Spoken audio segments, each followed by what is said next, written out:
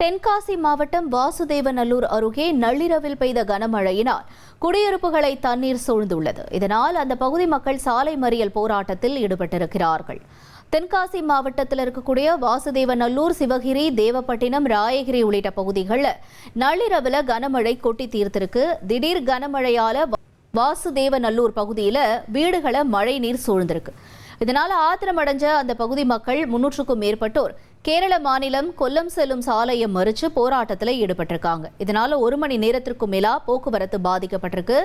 தொடர்ந்து சம்பவ இடத்திற்கு வந்த போலீசார் மற்றும் வருவாய்த்துறை அதிகாரிகள் பொதுமக்களிடம் பேச்சுவார்த்தை நடத்தியிருக்காங்க. வரும் காலங்களில் தண்ணீர் தேங்காமல் இருக்க நடவடிக்கை எடுக்கப்படும்னு அதிகாரிகள் உறுதியளித்ததை அடுத்து போராட்டம் கைவிடப்பட்டிருக்கு. இதனால சுமார் 1 மணி நேரத்திற்கும் மேலா நடைபெற்ற சாலை மறியல் போராட்டத்தினால வாசுதேவநல்லூர் பகுதியில் பரபரப்பு ஏற்பட்டிருக்கு.